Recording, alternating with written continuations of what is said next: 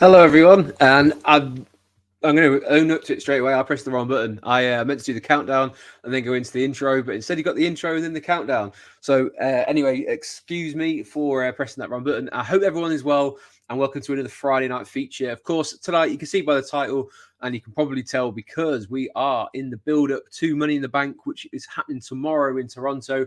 We're going to be talking about Money in the Bank tonight. We're also going to have a little bit of a chat about NXT Heatwave at the end as well, but that was going to be a little bit quicker. It's just myself again tonight, I believe. The lads from Give Me Hell Yeah are all otherwise engaged. So I hope you don't mind putting up with me again. I'm going to keep this one nice and brief. We're going to race through some of the predictions. We're going to have a bit of a look down the card for Money in the Bank as well. But of course, I'm not alone because you guys are going to be dropping your comments in. We'll make this a chat. I can see Mark is doing his thing in the chat as well. Our trusty moderator. I hope you're all well. It's been a great week. I turned 35. I know I don't look it, but I have a birthday on Wednesday. So if you want to say happy birthday, drop me a message. Let me know you're in. Let me know what you're planning for the weekend for Money in the Bank and also for NXT Heatwave as well. But it's good to be on, as always, on a Friday evening here. We are 10 p.m. in the UK, but welcome in wherever you are in the world, whether it be in the UK or further afield. Always good to have you in. But yeah, it's one of my favourite events. I love Money in the Bank because I love ladder matches. I think this goes back to all the way back to the ladder matches when we used to have them for TLC with the Hardy Boys, Edge and Christian and Dudleys. I developed a bit of a love for them. Alpha Ginger's in and said, happy 53rd birthday. I'm not that old. It's the other way around in those numbers, but good to have you in anyway. Thank you for that. John G. Sam's not here. He's partying up. It's Andy tonight, but I don't know if you saw earlier on. Sam is going to be taking a little bit of a break from doing the SmackDown streams on a Friday. He's just got a, it takes its toll when you're doing those streams until 3 a.m. And at the end of the day, a lot of the time you're only getting about 40 minutes worth of matches or content and things like that. So it's a lot of advert breaks to stay up for the UK. But he will not be going anywhere. He's still very much part of the Gimme Hell Yeah family. And it's always great to have Sam in, but he's taking another week off, and I think he's at a party or something, so he'll be having a great time on Friday evening, as we're all going to have a great time on this Friday evening here. And yeah, thanks, Alpha Ginger. We all get old, got to age gracefully. Well, hopefully you agree I am doing that. We've also got Jake in, who says, hi, always good to see you in, Jake, my friend. Thank you for joining us. Don't worry, John, it happens. I said I'm 35 this week, so I'm getting older and I forget names. I'm confused with names all the time anyway. But you've got me, Andy. I'm here tonight with you guys. So let's throw up a lovely graphic there. So we've got the Money in the Bank preview show tonight. Let's get straight in there. I don't know if anyone saw, we did have last night, Sami Zayn was doing his comedy show up in Toronto. It seems like they're trying to build this up to be like a big weekend and like weekend long event. So he did his comedy show with, I believe, Bailey showed up and Cody Rhodes was there. And we also got Johnny Knoxville, who seems to be making his appearance with Sami Zayn every time Sami Zayn's doing it. I think he was on his Netflix show that he did as well. So yeah, good to see that, because I really enjoyed their match at WrestleMania a few years ago. It could have been awful, could have been really cheesy, and some may say it was, but I personally think it was actually very well done. Really good fun, exactly what wrestling should be, and provided that kind of comedic relief on a big card on that night. But yeah, I thought it was really good. So good to see this is kind of carrying on, even though Sammy's a bit more serious these days. And let's not forget, the last time he was involved with Johnny Knoxville, that eventually returned into his run with the Bloodline as well. So maybe there's time for that to kind of come full circle and he help out the Bloodline whenever Roman returns. We will get into Bloodline stuff. But first, we are going to talk about the men's Money in the Bank match. Let me know in the comments what your thoughts are, what your predictions, what we're going with. So we've got LA Knight, we've got Drew McIntyre, we've got Carmelo Hayes, Chad Gable, Jey Uso, and El Idolo himself as well. So yeah, let me know who are you predicting, because there is a lot to unpack in this match. Because with the likes of Andrade and Carmelo Hayes, this is a great platform. I don't think they're going to necessarily win it, but I think this is one where a lot of people are predicting this could get quite overbooked because a few of these guys are in feuds outside of this match, and it's whether that factors into the final result here. So obviously Chad Gable, we can start there. He's had a lot of run-ins with the likes of the Wyatt family. He's got stuff still going on with Alpha Academy as well. Will the Wyatt Six, sorry, not the Wyatt family, will the Wyatt Six get involved? Will CM Punk get involved and cost Drew McIntyre again?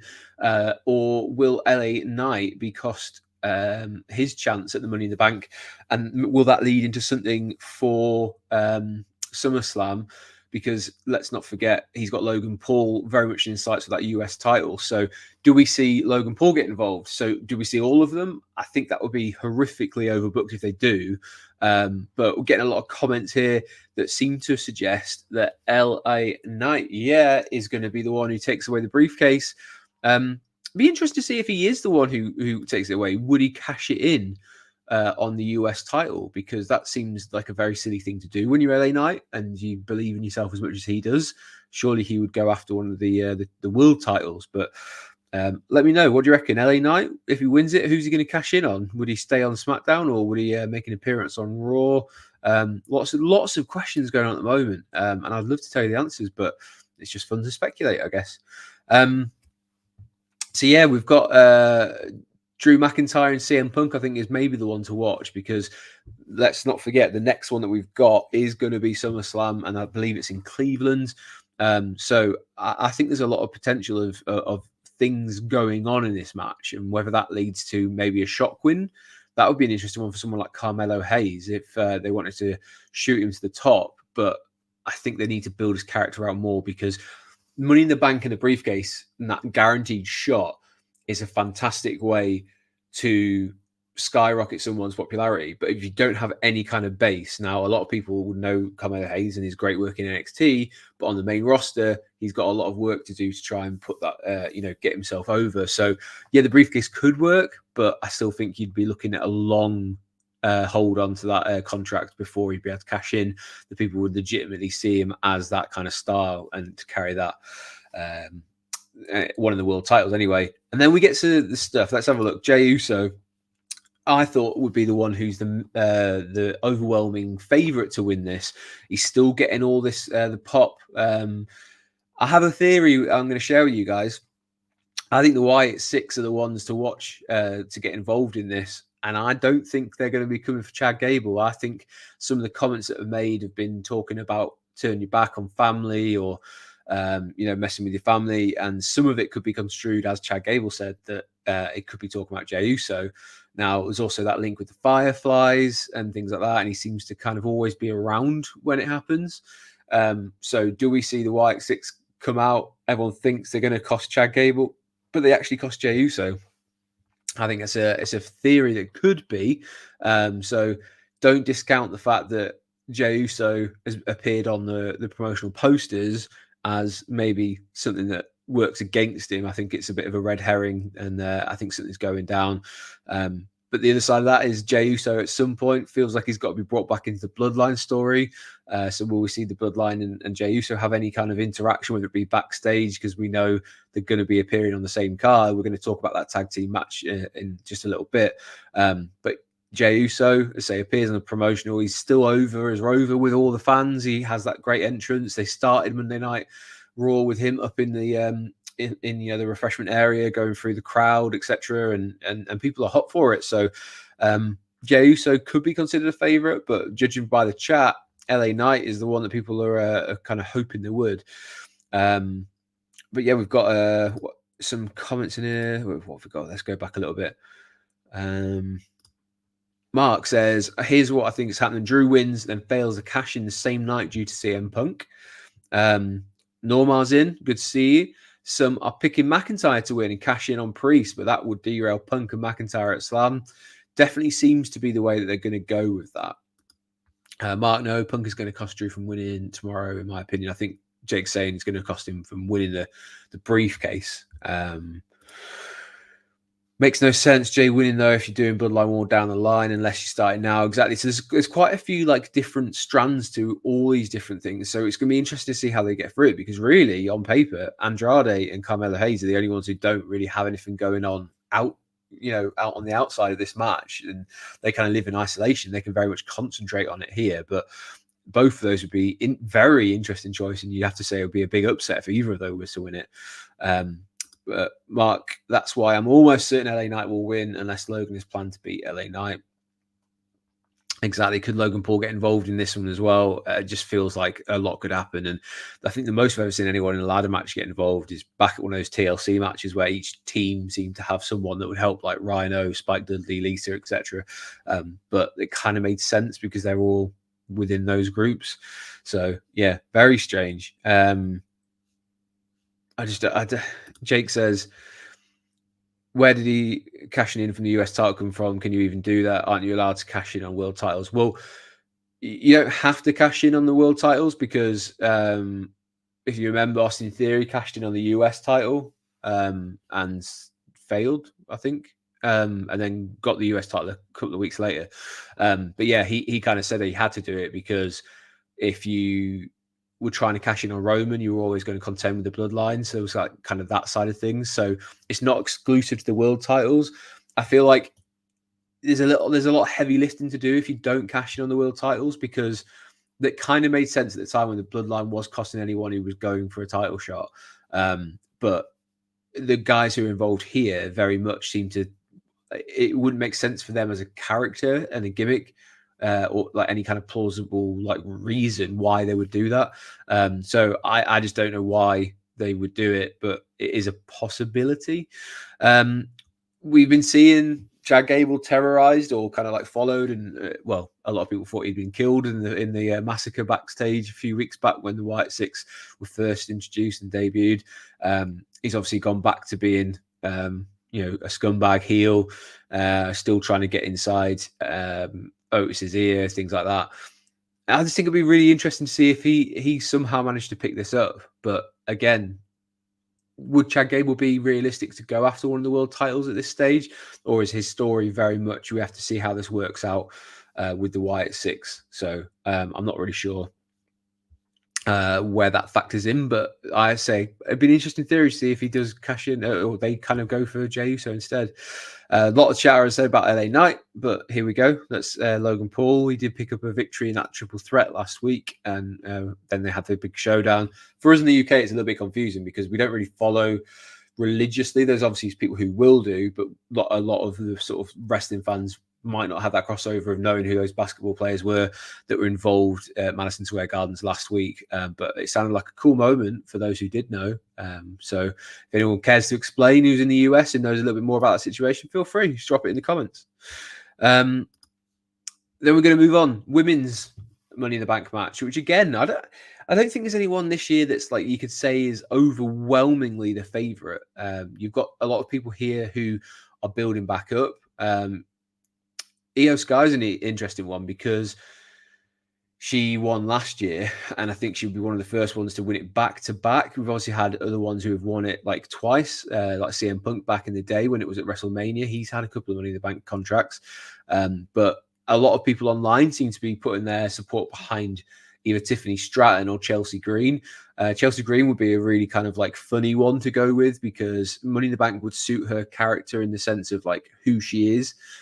Being that Karen character and kind of like trying to, I guess, like use it as a circumstantial, like get involved at the best time, which is obviously what Money in the Bank's always supposed to be. You'd use it at the most opportune time. I think it's an easier one for her to win that off Bayley with the Money in the Bank in hand. But then you've got people like Naomi who've come back and she's not necessarily been in the sort of main event, but she's definitely been like featured heavily. Is this her chance to kind of like get her way back up onto the title scene? I don't think you're likely to give it to Lyra. She's getting like built up on the main roster, and they seem to have a lot of faith in her, which is cool to see. Obviously coming up as an NXT champion previously, and then Zoe Stark, who again is featured in some of the bigger matches. That render of her, whoever did this in WWE, like she made an enemy there because that's not a very good render of Zoe Stark. She's they've done something strange with the filter on her face or something there. But Zoe Stark's a great wrestler in the ring. I just don't. I think she's missing something personality-wise for people to really jump in on and kind of gravitate towards her, because she had that kind of big thing with Trish Stratus. Now, there's a lot of rumors that Trish Stratus, I think it might have been confirmed, she's going to host Money in the Bank with it being in Toronto. Well, I wait to see whether she get any kind of comeuppance from attacking Trish Stratus in that cage match way back when she was Becky Lynch and Trish Stratus were going at each other, and Zoe Stark was in the corner of Trish Stratus. But it's hard to look past Tiffany Stratton here. The company was very hot on her. There was that whole like rumors that she'd said some things on social media, which had kind of pushed her back a little bit. But again, Money in the Bank put it on Tiffany Stratton. I feel like it's a match made in heaven. She's the kind of person, again, who could pull it off. I always feel like the briefcase works a lot better for a heel than it does for a face. And again, she's the kind of person who she could cash in, obviously not that night because Bayley's not got a match, but quite soon, or at the first opportunity, which might be SummerSlam. I just think putting it in the hands of Tiffany Stratton, who before she kind of moved into what she is now, she was the sort of daddy's little rich girl side of things, and having that Money in the Bank briefcase makes a lot of sense. So if I was making a prediction, I think it's going to be Tiffany Stratton. I'd like to see it with Chelsea Green. I just don't think that they would go that route because it's very sort of comedic if it were. We've got a couple more people who have joined us. Sped Kids 99, good to see you in. And Chris is in as well. Good to see you. Even as I always say, Tyson Fury, the Dosser is in as well. That was Dosser with the D. There's a lot of the chat going in. Obviously, we always say, I'm sure it is here. I can just kind of see it going on. Make sure you're respectful. Everyone has opinions. Why it's brilliant. So as long as it's respectful, I don't need to get involved. And I know I just like to see the conversation going on between Mark and Jake here. But I think a lot of people are agreeing here. It's Tiffy time. Seeing Chris and Jake, Alpha Ginger all saying it's going to be Tiffany Stratton, who seems to be, she's in this weird kind of team with Nia Jax, which will make it quite interesting if she then goes in with the briefcase and ruins her chance of winning the belt. Because let's not forget, Nia Jax has that guaranteed shot at SummerSlam against Bayley after winning the Queen of the Ring. So that would be a good story to kind of go into that, where Tiffany stabs her in the back. So I'm going to need a little bit of help here, guys, because we did speak a lot last week. In fact, our Friday Night Feature last week was about the Bloodline, and we had quite a few people watching, and hopefully some of you are back again. I don't think it's actually been announced which members of the Bloodline are going to be involved here, and I don't know if they're doing that on purpose, but I don't think they've specifically said which three are going up against Randy Orton, Kevin Owens, and Cody Rhodes. So if anyone knows that, please correct me, but I think we've just seen the Bloodline, and that's what it actually says on WWE's website as well. So it'd be interesting to see if they take Solo out, or are they going to have is Tama Tonga going to be in it? Is Jacob Fatu going to be in it? Is Tanga Loa going to be in it? So I don't know if we'll get a little bit more on SmackDown tonight, or if they're deliberately kind of being vague because they're just going to throw three of them out there, and that's the idea, is that you won't know who it is who's going to be involved. But for anyone who didn't see SmackDown last week, that was a great I thought it was a good episode of SmackDown. We got this beat down at the beginning, which was kind of setting up that Cody Rhodes and everyone's fed up of it. Yeah, Mark, I saw this. This is the rumor that's kind of going around, is that Jacob Fatu, because of his criminal record, I think he was arrested for assault when he was younger. But I think it was widely reported by Sean Ross Sapp that he would be allowed to travel. It would be one of the first international ones he's done in his career. But I'm not 100% sure if that was ever confirmed or not. But it would also be weird if they have him on all these posters and on all the promotional artwork, and then he's not allowed to go.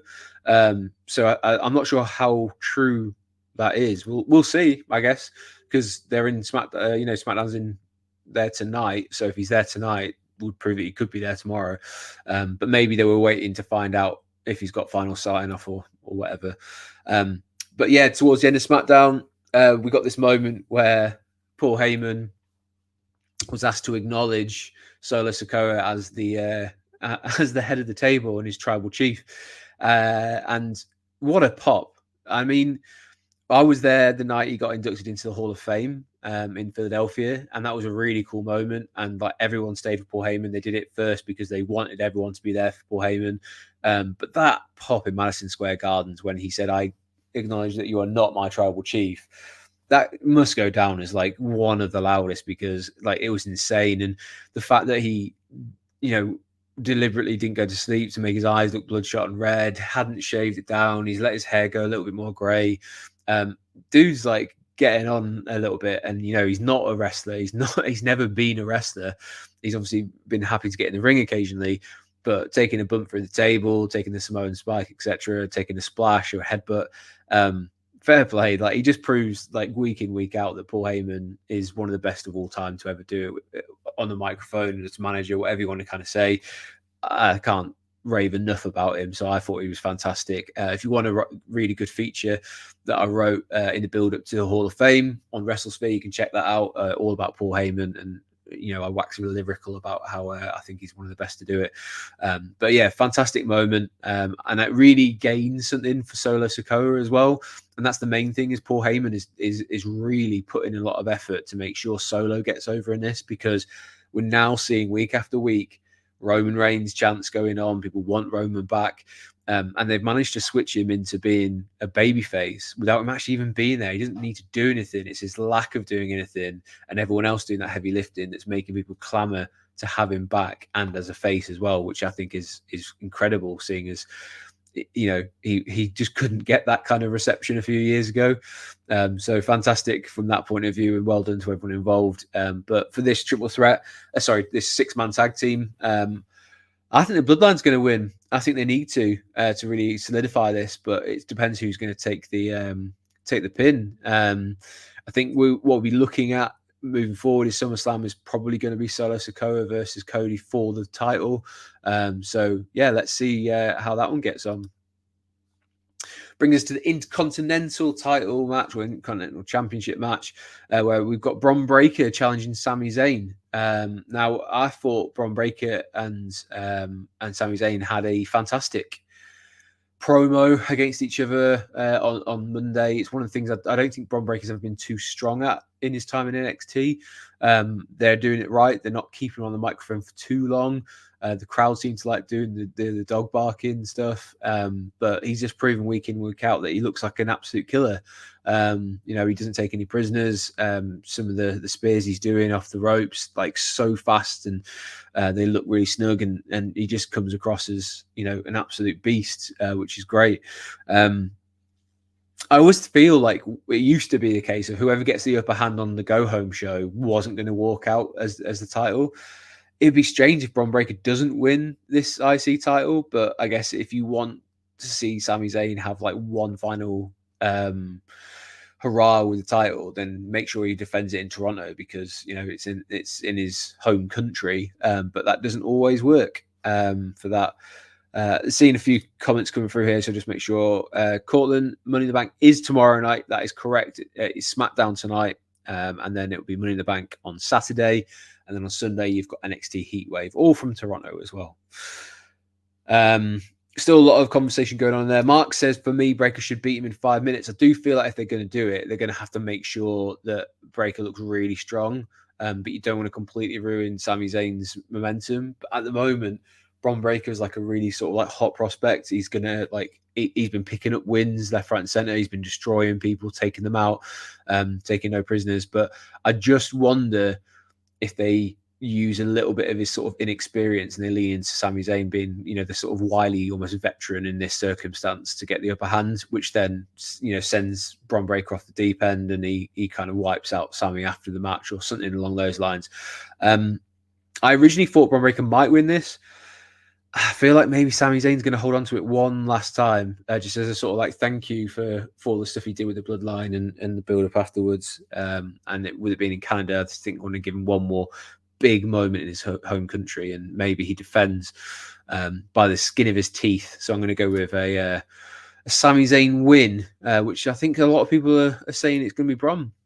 And Jake certainly thinks it's going to be as well. We'll keep moving. We're going to keep this like nice and bright, breezy.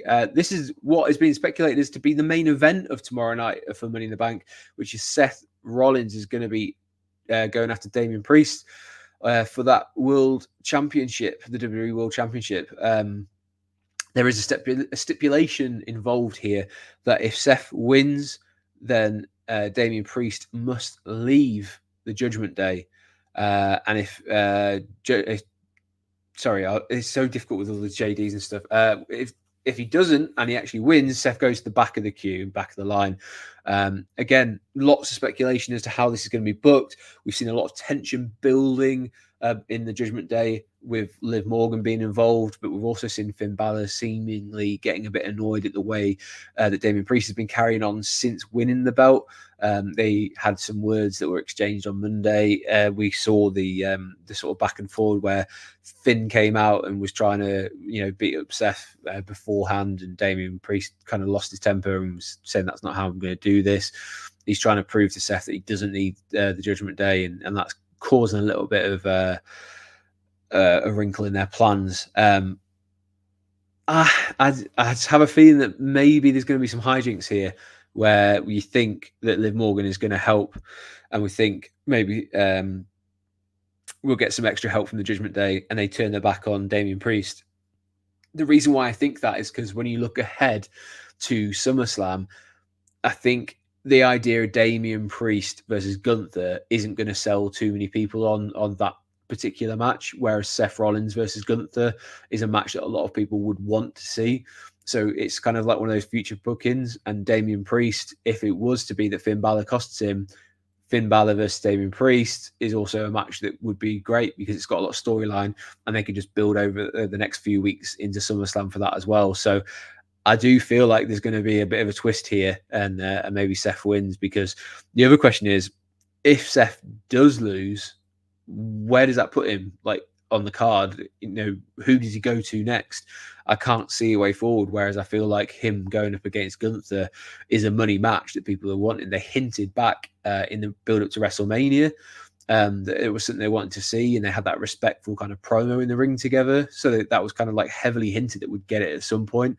But as Mark said, is it too early for him to drop it? And that's why he's gone for Damian Priest. Jake said Priest will win. Finn is going to beat him at SummerSlam. Seth could win here. There have been hints that Priest would turn face.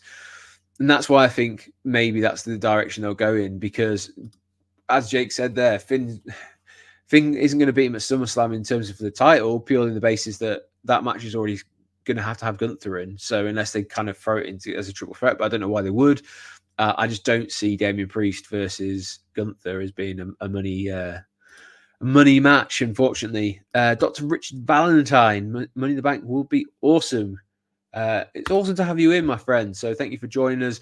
But yeah, so there's a lot of potential for Money in the Bank to be a very good event where they kind of start to move things forward. And we've almost been stuck in a bit of a holding pattern the past few months because we've had a lot of the international premium live events, which is cool. It's great. You get these massive like kind of crowd moments, but I also feel like they haven't really trusted those international events with any kind of serious story progression.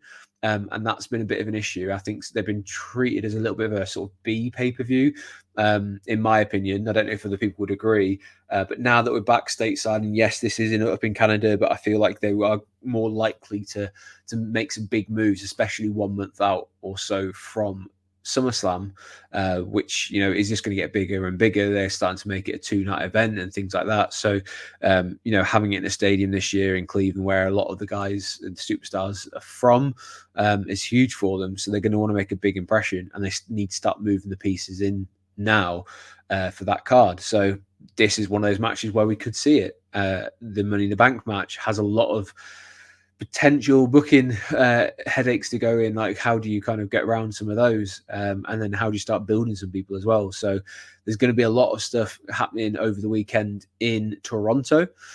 We've also got NXT Heatwave. Now there's another kind of tight card. This is on the Sunday, so of course on the Saturday, as I said, we've got the Money in the Bank, but then Sunday we've also got NXT Heatwave.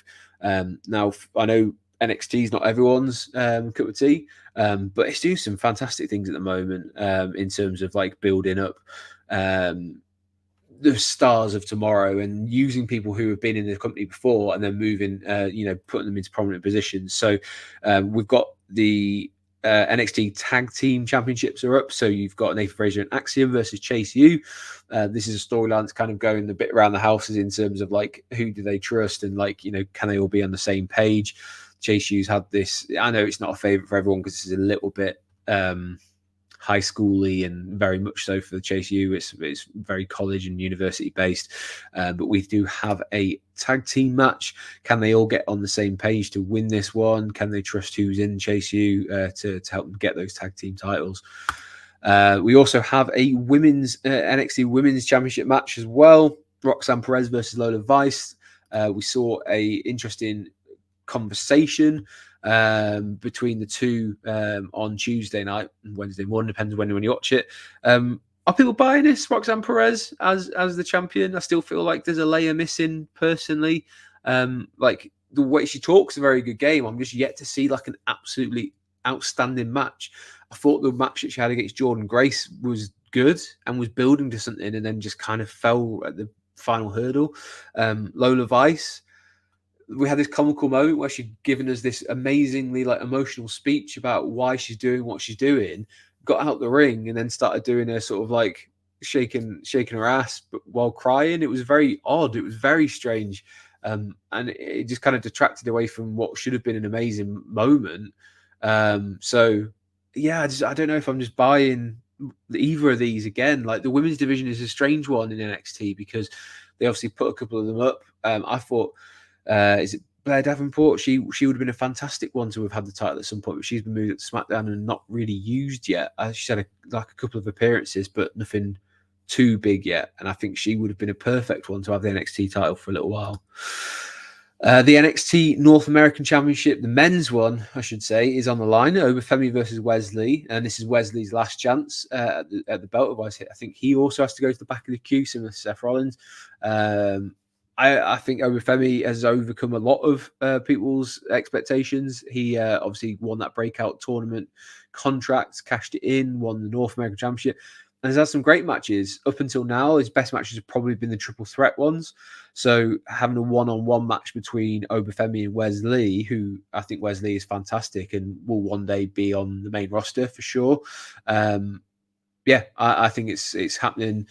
Potentially that Wesley is going to take this one here because what way to kind of like boost him back up, his stock back up, is to beat a giant who is seemingly just keeps holding that title. But I've doubted him before and Obafemi keeps on winning, so I'm probably going to be wrong again. Chris makes a good point. I think NXT is Roxanne Perez is kind of holding on because they want that match, Roxanne Perez versus Julia, and Julia is kind of overcoming is it a wrist or a hand injury or something? So they're waiting for her to be fully fit and come across from Japan and go straight into the title. That could be a great shout, to be honest. Mark says Roxanne's just a filler champion until she drops it. I wonder if he agrees, and that's kind of just to Julia comes in. Lola Vice needs to stop the dancing crap. I don't mind it, like if it makes sense, like when she's, if that's who she is and she's got that kind of Latina flair and that's the way that she kind of like doing it. But I just feel like after you've cut a really emotional promo about your mum and like doing it for her and things like that, then it wasn't the time to do it. It was very, very odd. If you haven't seen it, go check it out because let me know your opinions. Just not for me, unfortunately. And then we've got the Women's North American Championship, which I believe is like the first time it's been on the Premium Live event since it came about and was won by Kalani Jordan. She's going to be defending against Sol Ruka. I think both of these are great. These are ones that they're going to build NXT around for a little while. Then they're going to build them up onto the main roster as well. They're both fantastic talent, very athletic, look great. And I think this is just one of those matches where let them have some time and just figure out like having what are probably a lot of AEW fans will like, because I think both of them are kind of very athletic, high flying, that side of things. And I think this is the kind of match that you would see on an AEW card. So how that translates onto NXT, we'll see. But they're both faces, and we're starting to see where like Sol Ruka wants the title more than anything. So again, face versus face, how does that work? Are we going to see someone do a little bit of a turn? But that soul snatcher that Sol Ruka does is fantastic, and it's one of those ones that potentially is going to look like the RKO meme that we got for ages. Like, can she hit it out of nowhere? But at first I thought, oh, it's a really difficult like one that you have to have them in a very specific place to ring. But she's proven in the last few weeks she'll do it on the outside, she'll do it in the corners, she'll do it on the ropes. She's proven week out in, week out. It's a really cool move to see. And then we've got, as the main event, we're going to have the NXT champion, Trick Williams, is going against Javon Evans, who's on the right. You've got Ethan Page, who moved across from AW at the top, and Sean Spears on the left-hand side there. So a fatal four-way match for the NXT Championship. I think this is a really clever move. I still think Trick Williams is developing as a wrestler and a performer.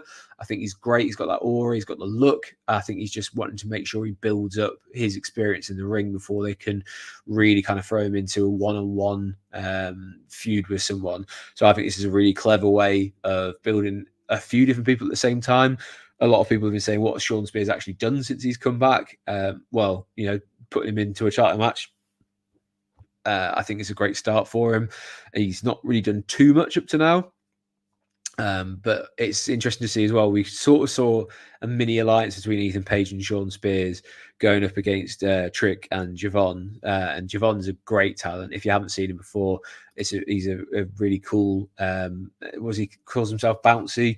So yeah, really interesting one to watch for the future. I think the company are really hot on him. The fans are really into him as well. So I think Javon Evans is going to go really far for WWE, as will Trick Williams. But let's say for now, having him in a fatal four-way match where he can kind of be a little bit protected in terms of any shortcomings he has, because outside of Ilya Dragunov, and to be quite honest, Ilya Dragunov could probably get a good match out of me. That's how talented he is. I don't think Trick Williams had many like all-time classics yet.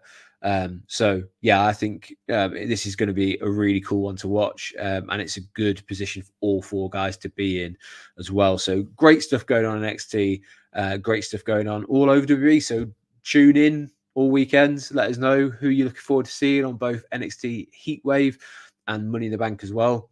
As they're going to keep it nice and short, because I think you guys prefer it rather than me talking for an hour. But it's been an absolute pleasure to have you all in. But it's really cool to see a lot of conversation going in as well, because that's what we're here for. We all love talking about wrestling. I love talking about wrestling with you guys. We will have obviously guests on in the future. Sam will be back very soon, I'm sure. But yeah, cool comments. Let's catch up on these. Honestly, bring Omos to NXT, having feud with Trick, because the title picture is low-key weak. Yeah, it'd be interesting to see who they go for next in terms of like a title challenger moving out after this, because we've had Carmelo Hayes kind of gone for everyone that's believable to be up there, but they do seem to be doing this thing where they'll like rehabilitate people's characters. So is Omos someone that you could see down there? I don't think Omos versus Trick Williams would be one for the wrestling purists, though, unfortunately. So maybe they'll steer away from that. What have we got? Mark speculated because originally Cora Jade was meant to be the champion, and then she obviously got that really bad injury as well.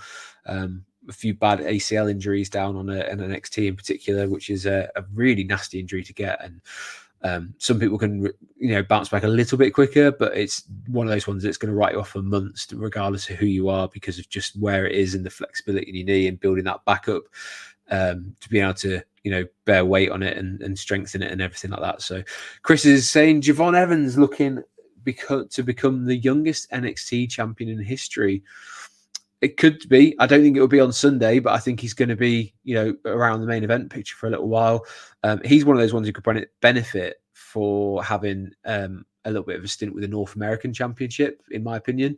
I'd also like to see Wes Lee versus Javon Evans. But if we're talking about dream matches, hey, give me Javon Evans versus Leon Slater, who's currently in TNA. The speculation that some of the NXT guys are going to be popping up on TNA pretty soon as well, who are heading towards Slammiversary as well, I believe.